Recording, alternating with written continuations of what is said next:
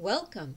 In this video, Hank, N3 ESR, shows us how he takes his ham baggage on vacation.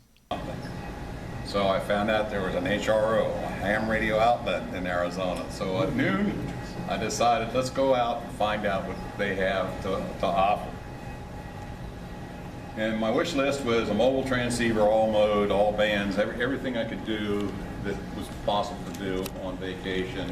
And they made the following recommendations, essentially for an ICOM 706. The mobile antenna that goes with that scheme of things was not available, but they did have an Outbacker, which is an Australian product, that goes 80 through 6. Well, that covers all the HF. And the ICOM 706 has two ports, one for HF and one for VHF, UHF. So I was in good shape. And they gave me the other parts that I needed to go with it, the trunk lip mount, 6-foot section of coax, and then the diamond antenna for the UHF, VHF products. They didn't really give them. Yes, they did, for a fee. Oh, that's right. So anyhow, what was I going to do next? First of all, I had to beat the heat. It was 105, was about the average temperature during the day, and it wasn't until about 10 p.m. that it got down to 94. Now, I can do something where I could see what I was doing, where I wasn't just perspiring into my eyes. And I also gathered about the necessary tools that I would need, and of course you go to any hardware store, so that I did. I needed a few things because I didn't bring them with me, and they're on there. I think the most important item was the coat hanger, getting a metal coat hanger. So graciously my brother-in-law let me take one of his. More steps. Use logic, straight thinking, don't see if you can get help from others. Well, that was out of the question. Fans for cooling down, staying hydrated, and taking my time about going about doing an installation. Well, I was doing that installation on a rental vehicle. So I can't make any scratches or marks or do anything. How can I do this? So there was a lot of thinking going on, and over the years I came with some unique solutions. So anyway, where to put the radio, where to run the wires and the coaxial cables and not create a problem for myself or for the vehicle. And of course the one thing you have to do at some point is disconnect the battery to run things around and poke through holes and so forth to get your wires in place.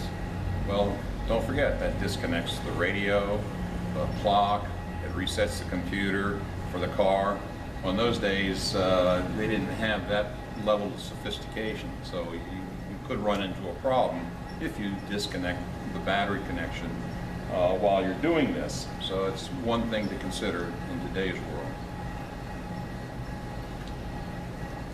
Here I had two locations. This one up here and on the, well, that's interesting. It's not going to show on there because it's not a reflective screen. The upper right corner is the console position where you have in the center there a lift cover on the center console, and using some Velcro you can attach it down, and the other option was to hang it on the side of the console next to the driver.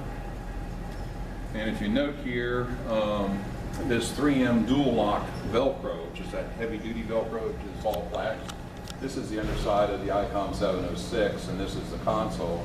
Of course, I was lifting it up, not realizing I was starting to pull it off the console. The stickum to the console was somewhat non-sticky, so it could come off, but for the purposes of driving around, it wasn't going to come apart.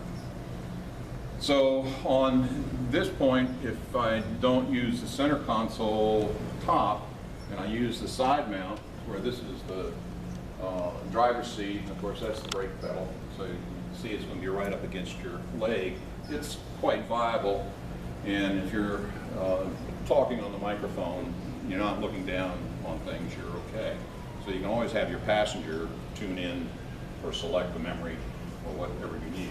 These Velcro straps were on the bottom of the radio that would also allow me to attach it to this thing called a switch box support. If you've done any post-construction wiring and you want to put an electrical box, you know, for an outlet or a switch, these tabs, you can get at the hardware store and bend them around. Well, it turns out, if you can see this section here, this console is two pieces of plastic, and the one plastic sits on top of the other.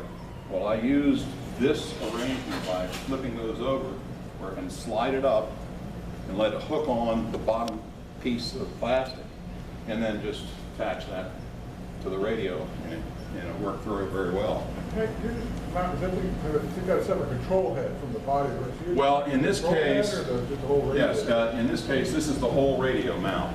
I'll show you a situation where that, I should have taken a picture of my van where this is already set up with the remote head, you know, and the radio is mounted behind the passenger seat, or the driver's seat, excuse me, on the side of the van support, you know, I guess it's the door frame that has that plastic section there. And that would have been an excellent example, but I forgot about it. That's the flexible mount. It's just that this one is sort of bent over all the way upside down. This is the floor attachment, and this is a piece that allows you different configurations. And if you can get to the seat frame, you know, pull that nut loose, slip it under, works fine. I did that on my last trip. This I found it on eBay. They're not very expensive. I think they're about $23 or so. And it gave me another option, and it's actually an easier option because this piece right here is just the remote head that's off the body of the radio. And I just slipped the radio underneath the seat out of the way and ran the control wires down this to where it was attached. And it turned out I've also had the speaker strapped to that arrangement.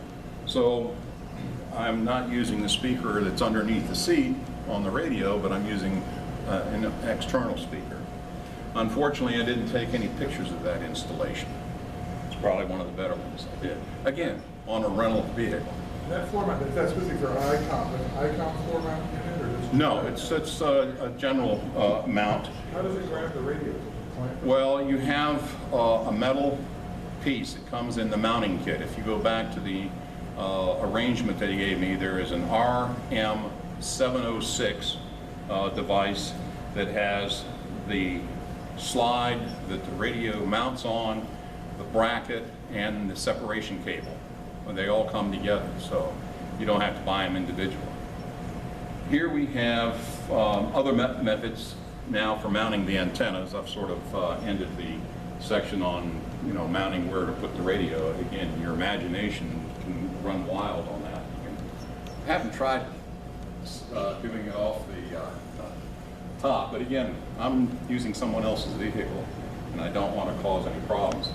This, of course, if you have one of these rails on the top, that would be fine. I haven't done that, although I have one with me to put on my Hyundai. I haven't done that installation yet, but if I do and see how it works, this is a little bit more cumbersome to do. It's not as straightforward and easy to mount. And then the usual mag mount, that's the antenna that I use for the UHF, for the ICOM. And then this is the diamond lip mount that is for a 3/8 inch diameter 24 thread bolt, or you can get LMO or any of the other antenna arrangements and mounts and do that on the trunk lip. And of course, you can see the base of the outbacker right here.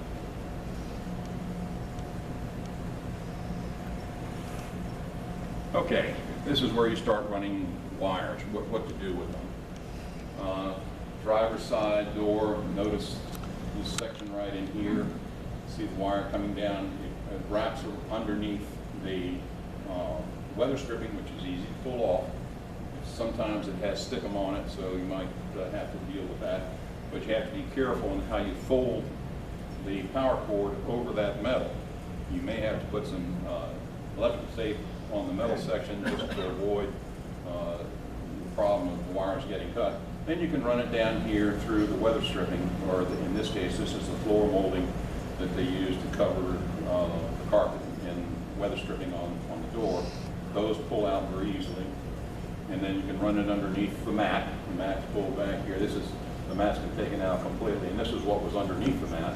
And then run it over to the radio. Turns out someplace in here or back in here is where the 30 amp fuses are for that run. And that's something that is important, and not do it the way I did it here, because that's the way the power cable came with the radio. Yep. You have fuses on both lines? Yes, there are fuses on both lines. However, when we get down to dealing with the battery and whatnot, I'll show you. Here's where it comes. I don't think I jumped it, but here's the power coming across the engine compartment, being tied off with cable ties, and coming over to the battery.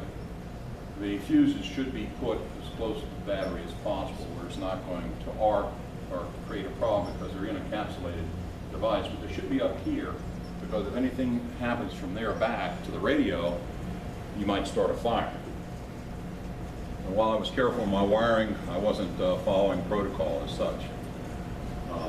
Here's coming through the fender that you use this section right here. You fish your coat hanger and you pull your wire through and you put it inside spiral wrap, or what they call wire conduit, which is another form. That's that plastic stuff you see in the automobiles.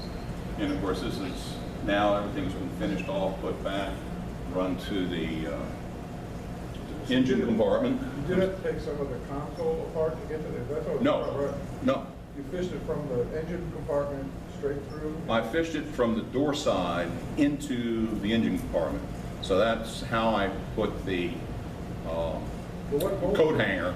Then I just taped the wire. I'm sorry? I'm sorry, they're telling me there's all. So anyway, the coat hanger penetrated from the driver's door side into the engine compartment, taped the wire on it and pulled it back through with the spiral wrap on it. So here's another picture of that same run. That spiral wrap should have not stopped here. It should have come all the way down here to where the fuse should be located, and then comes in and connects up to the ground post for the vehicle, and then to the hot terminal for the car. So this wiring and this wire is this electrical run there, comes up to the battery and fuse compartment, which was very convenient on this particular vehicle. You say that spiral wrap is fireproof? You can get that. It's flame retardant. I wouldn't say it was fireproof, but it's not going to be a source of flame, and it won't spread the flame as such. It may burn, but it's not going to flare up. At an automotive store? Yes, Yeah. that's exactly where you get it. Or even in an electronics store, a lot of them have it. Biggest Hank, what I did with mine, I saw you put yours through the door jamb. Down up against your firewall, you got the little rubber grommets. I just stuffed mine through the rubber grommet, and that way I don't have to worry about it. You didn't have to puncture that grommet or anything? No, there was already. What model of your car was it?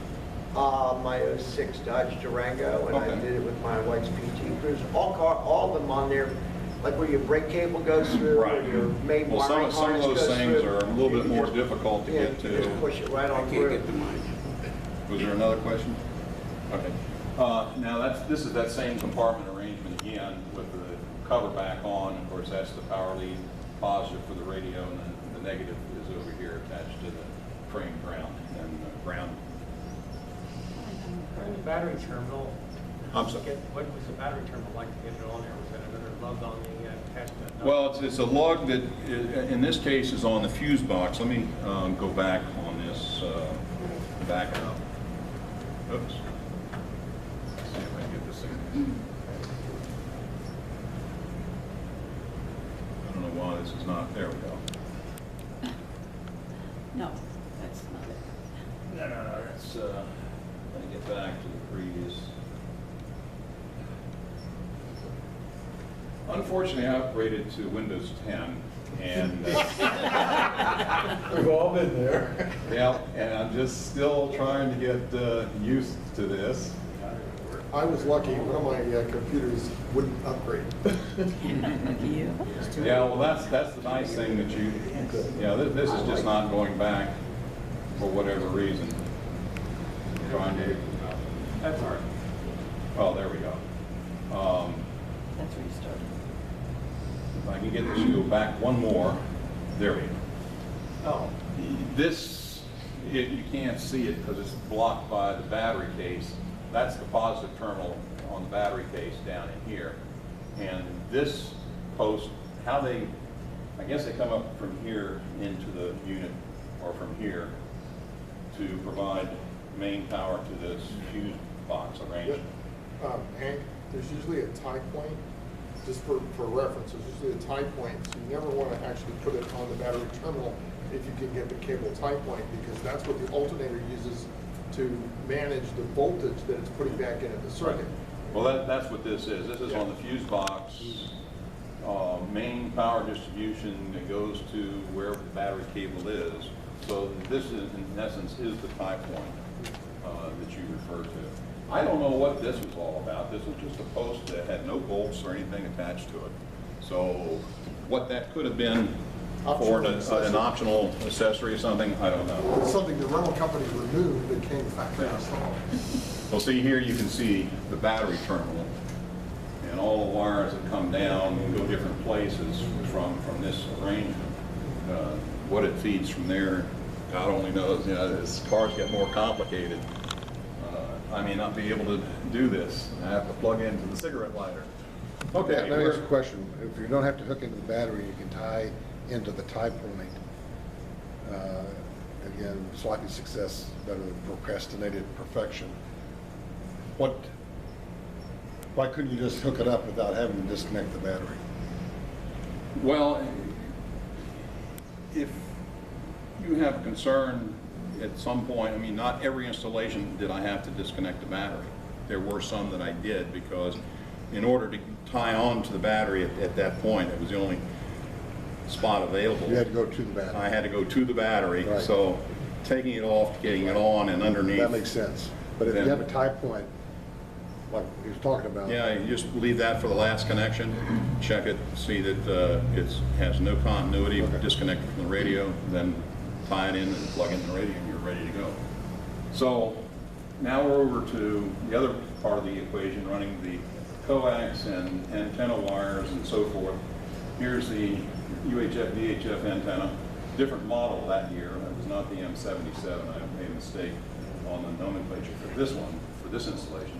But again, I bring the coax under the weather stripping on this. It was just easier to do. It was very pliable. Just slide that connector down and run it in here, down inside with the weather stripping, and then across the frame at some point, and then to the radio wherever it was located. In most cases, it's usually underneath the driver's seat if I use the remote console, or if I use a whole radio, it's usually there close to the driver's section. Mounting the trunk lip, this is a close-up on the underside. Here's your outbacker antenna already hooked up to it. This is the HF coax, that mini coax that they use. I bring a ground braid down and connect it underneath, secured by the Allen screw. Make a good connection. Of course, this connector is seen there, but it's not very identifiable. But there's a small connector these are pre-wired ground braids that you can get. I got this one in HR. And then you can put it under something that's on the frame of this hatchback arrangement. This is the back opening of the hatchback. And this was not something you're going to take off, put it underneath, and through the hole or anything like that. So it's just sort of caught on the edge of the lip, but it makes a very, very good ground. And it's essential to have that ground braid arrangement to your outback or to your HF antenna arrangement, so you don't get noise and you don't create RF interference to the car because you have a bad ground. And Hank, how did you find the quality of the lid clip like that? Very good. Very solid? It's very solid. I don't know how many different cars I've done. My wife prompted me to think about it and see how many, but I mean, this goes back to 2007, where, well, I'll tell you the year, it was 2014, and we'll get to that in a moment. Hang on a second. What is that you actually have the strap next to the antenna? That strap goes up along. Yeah, I see the strap, and I'm talking about the thing that you screw down with the Allen wrench. That's not part of the K400. Yes, it is. Oh, it is? These Is that far four out? screws are what tighten the section, you know, of the lip that slides onto the metal, you know, on the frame, you know, this door frame. This is a U-shaped piece that's part of the entire assembly. So you have some kind of heavy-duty silicone rubber pad or something on the metal, the finish side. On the finish side, And the Allen screws tighten down. down onto the metal side. So when it's closed, it can't get off. No, you'll see, and to say, it's surprisingly how, okay, I don't know what this arrangement is, but I seem to put something out of sequence here, because I do have a closed shot that shows that arrangement on the Outback. Here's the Outback on the other side of this hatchback arrangement. Rental car again, my wife's fishing pole coming out of the back of the SUV, and that's the fishing line, and she's trying on a fly.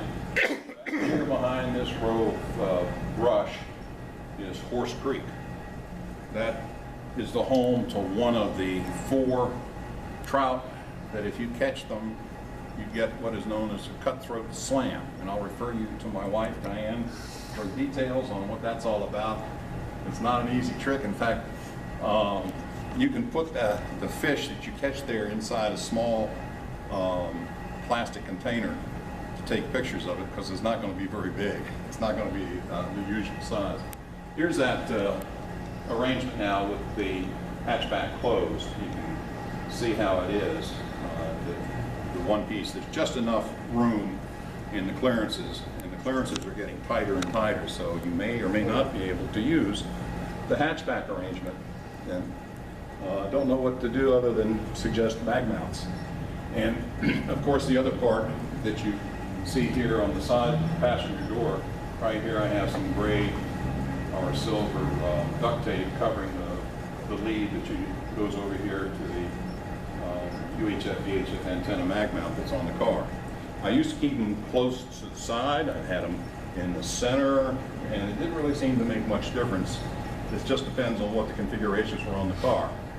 Now this is the other device, if you will, if that doesn't make any difference, so timeout. This is an RV. This is ICOM antenna tuner, an AH4, which I hung off of the RV ventilator. And then I ran from the post here, a stainless steel long wire, out through the trees. About 60 feet of run there for that, and then there's a counterpoise that comes down. I'm parked right up against the curve, which then is right up against the forested area. And that's the Kenai River in Alaska in the back, and my wife is out fishing somewhere. So I'm out there trying to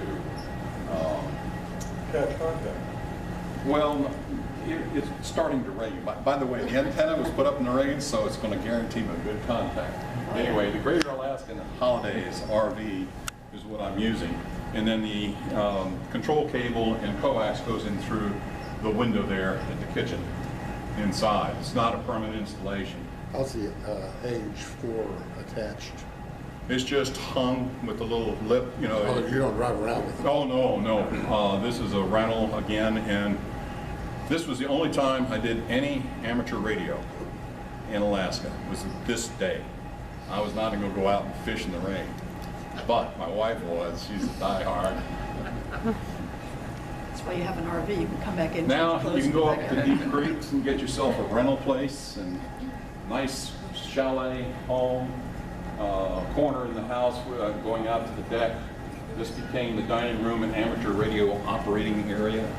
How much that cost you? That was about $1,100, I think, in those days. How long? A week. A week. A week.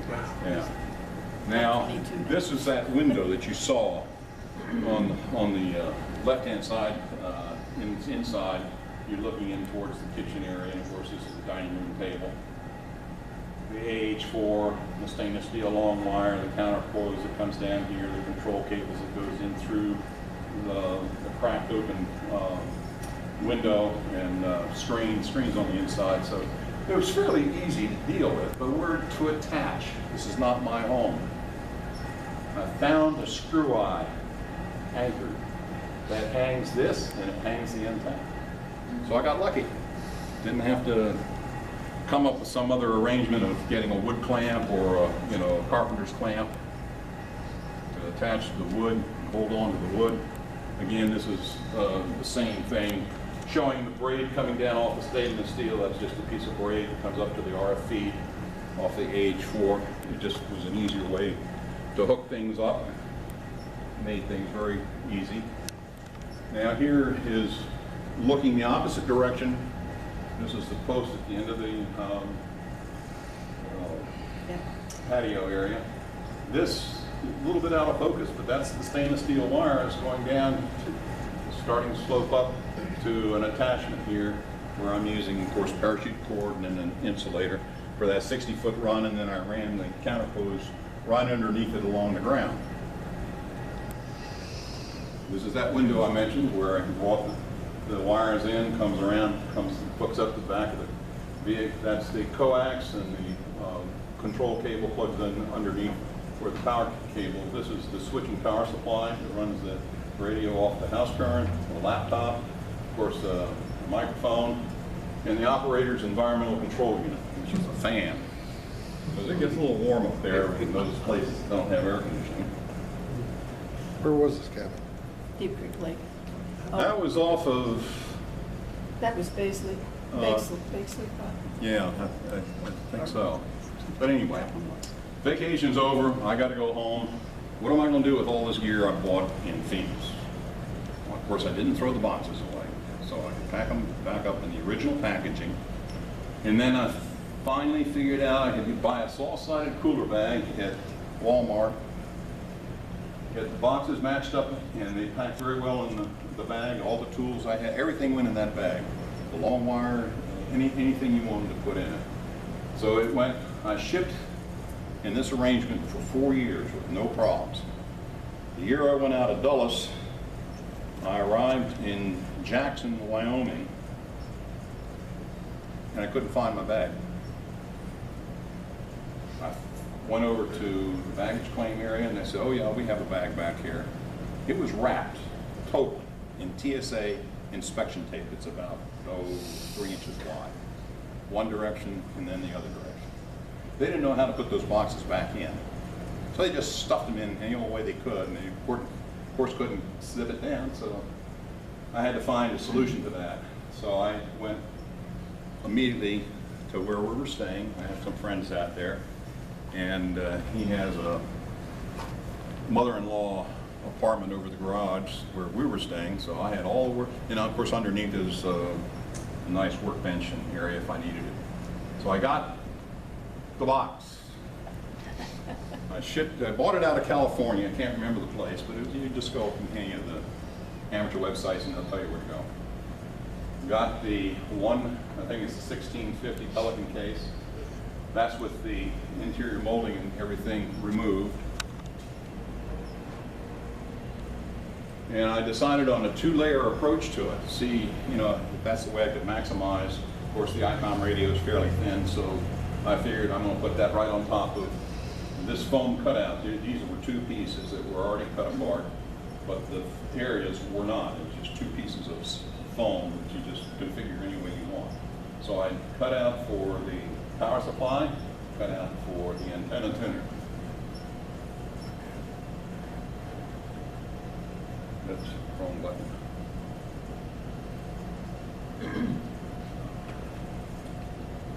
Yeah, there we go. This was the upper piece of the foam that I cut out a slot for the part of the power supply stuck above the foam because it was much thicker than the other foam. So that was the void that I had to create then the section for the ICOM radio and the control head and some other paraphernalia. And I flip that over, that goes that way, and then we start filling it up. Keep hitting How do you home. cut that foam? Just piece by piece. They're little 1 centimeter square, 2 centimeter squares. And you take an X-Acto knife or a Exact- razor blade or anything and just cut the piece area that keeps them together. And you come up with the arrangement. So I'm starting to fill this up. Notice that in that one shot, I didn't show, the previous shot I didn't show you how I tucked down between the side of the case and the phone, the control cable. I do the same thing for the power cord for the radio and the coaxial cable for the mag mount. And I've got it here today. I can take this apart for you. And this is what it looks like when you're in Alaska and you haven't taken it out. You're sitting it on top of the beer cooler. That came with the rental. And this is in the shower stall. Now, it was there just for convenience. It actually stored in another compartment with our clothing and airline bags and whatnot, just as convenience. But I had it out to look at, inspect it, and have it ready. So if I needed to do an install, I could do it right away. So there's the parachute cord, there's the long wire. The mag mount sits underneath all of this. The wire's coiled around, some of it is coiled to see between the casing and whatnot. But two things to keep in mind. Keep your Homeland Security National Interoperability Field Operational Guide, that's my fault. Ross Merlin's little baby. For those of you who don't realize, he's the author of that particular book. And of course the GETS card instructions. GETS card is the government emergency telephone service card that gives you priority queuing over the public switch network for anything, and of course that's part of my Go kit. And of course one of the other things I didn't point out earlier is that behind this foam up here you can put your documents, your documentation. That little piece of foam just pulls down, and as I say afterwards, I can be happy to show you all that. Typical TSA approved locks for the Pelican case. My official agency business card in here. I have yet to have this inspected, whereas the other arrangements I've had it inspected a couple of times. And that was, not very nice. Okay, just to show you that this was 2009. The Outbacker is right here. The mag mount is over here. Again, a rental vehicle out of Colorado. I think we probably flew into Denver that year. This is Cook City, Montana, on the northeast side of Yellowstone, and Lamar River at the confluence of Soda Butte Creek and Lamar. Nice trout. Sockeye salmon in Alaska, and of course the RV that we rented in Alaska. It looks delicious. It was. We had salmon Did he every actually every catch night him? except Oh, yeah. one. He caught him, huh? The interesting thing is because I'm the photo person, Oh, okay. there's 800 pictures of him catching salmon, and apparently I didn't go on the trip. Well, I gave her credit in one where she I was. think I got one picture. So where'd you cook them? In the trailer? Oh, no, we brought about 30 pounds home. This is 42 pounds to be exact. Oh, This is and where you need that tripod. we ate, the salmon we ate were in the lodge, the ones we caught that day, they would cook up and we had for dinner. Oh, and by the way, you talk about carry-on baggage. This is the Outbacker antenna, which came in its original case. This is how I carry it through the airport and onto the plane. And I only had one question ever asked about it. There's one person in the inspection X-ray sees all the coils where the taps are for the various bands. That's the only disadvantage with this, is you have to get out and change bands. But once you have it on the center part of the band, there's a little notch. All the taps have been set up and configured in such a way. Once you set the midpoint on one band, it's set on all. And I find that, except on 6 meters, that requires a little bit of tuning and whatnot. What happens when your wife is fishing and she comes back and opens the hatchback? You don't know the screams that come out of a car. You're in the middle of the QSO, and my wife and her friend are coming back off the Madison River there in West Yellowstone, and they start to open the hatchback, and I yell out, don't open the door. Of course, they're freezing cold, and it's probably starting to rain. So I just said, get in the side doors. But, you know, that's one of the risks you take when you have a fisherwoman for a partner. So, any questions? And this setup, he didn't mention it, but it's been in a Subaru Outback.